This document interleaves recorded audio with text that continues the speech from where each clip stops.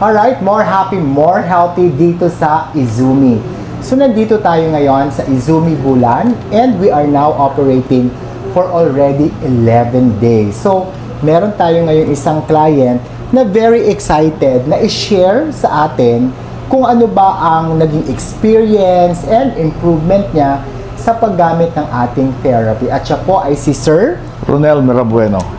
Sir Ronel Merabueno. Yes, Ilang taon ka na, sir? 56 years old. 56 years old. Yes. So, tanong ko lang, sir, paano nyo nalaman yung Izumi? Ganito po kasi, one time na nasa church kami, nung palabasan na kami, mayroong tauhan ang Izumi na nagbibigay ng flyers sila para subukan nga kung okay yung Izumi.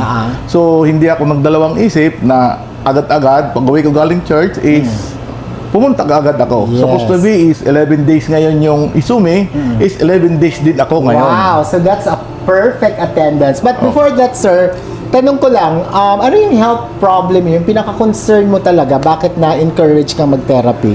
Kasi, una is, may 5 kong anak. Gusto ko pa na bigyan pa ako ng Diyos ng mahabang buhay. Kasi alam ko is kailangan pa ako ng aking mga anak. Kaya, medyo curious ako sa sarili ko na kung ano man naramdaman ko is gusto ko talaga gumaling para sa mga anak ko. Correct. So, sumubok ako sa Izumi kasi ang dami kong naramdaman sa katawan ko, yung mga masakit ang likod ko, mga kasukasuan ko, lalong-lalo na yung BP ko na ilang taon na hindi bumababa. Ang pinakababa lang niya is 180-100. Wow, that's 180-100 sa tagal. Mga ilang taon yung 180 Taon or na po, 100? hindi na, mula na na-aksidente ako is, hindi na talaga siya bumabalik sa dati na 110-80. Pero sir, uminom ka ng gamot, tama? Mayroong akong maintenance, dalawa. Losartan sa umaga, then unlodipine sa gabi.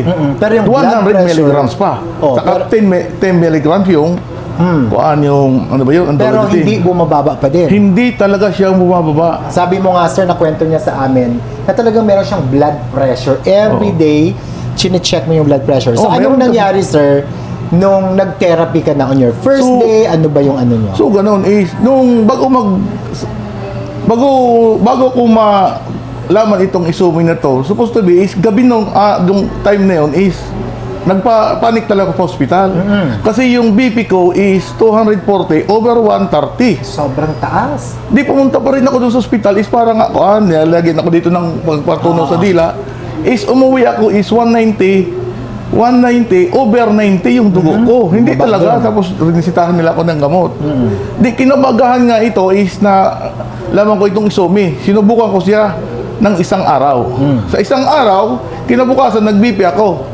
Yung unang BP ko ng 1 day is nag-160 siya over 90 for the first time. Wow, 160 over 90 for the first time. for the first time. Then the following days at pang-apat na araw is nag-BP ako, nag-monitor ako ng BP ko. So nag-140 na lang siya over 84. Wow. So ibig With sabihin, evidence yan kasi second day. kasi gumawa BP ko, pinipicturean ko talaga So kaya nag-decision ako, sabi ko nga sa iyo sir, talagang i-grab ko na itutuloy ko ito ng 30 days. Ito 30 days, kung sakali na pwede pang ituloy ko pa. Yes, sir. Para sa mga anak ko. Kasi gusto ko talaga na maging magandang kalusugan ko.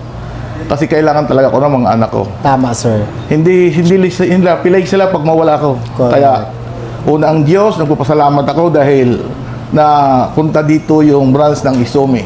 Tama, sir. Kaya, ang mangyayari is talagang magpapatuloy ako sa Izumi. So ngayon sir, ang dinala mo na yung family mo, yung mga anak mo, tapos ang maganda kay sir dahil sa kanyang positive experience sa Izumi, talagang nag-invite siya ng mga kakilala, yung mga ka-church, para mas marami pang matulungan. So ngayon po sir, ang tanong ko po sa inyo, bukod doon sa hypertension, nawala din ang inyong mga... Opo, ito na lang po naramdaman ko na medyo nagmamanage siya. Tapos, naramdaman ko yung pagsakit ng ulo na gaya ng ko is normal lang naman yun. Yes. Lahat naranasan ko. Ang pagdumi, ang paghihi, lahat. So, nasabi ko sa sarili ko na mayroong pagbabago. Kaya, magpapatuloy ako. Hindi lang dinala ko dito sa Izumi yung aking mga anak na 5, pati yung mama ko, nag-invite din siya pati yung mga pinsan ko. Correct. At magpapatuloy pa rin tayo na mag-invite sa Izumi para makatulong tayo sa mga taong may nararamdaman. That's correct. Kasi that's our mission sa Izumi Wellness Center, which is love, care, and share. So sana maging part kayo ng mission namin by providing natin ng mas magandang kalusugan, especially dito sa Bulan. Maraming salamat, sir. And hopefully, magpatuloy na ang pagkakaroon tayo ng magandang kalusugan sa tulong ng Izumi. Thank you. Salamat din. Salamat sa Thank Izumi.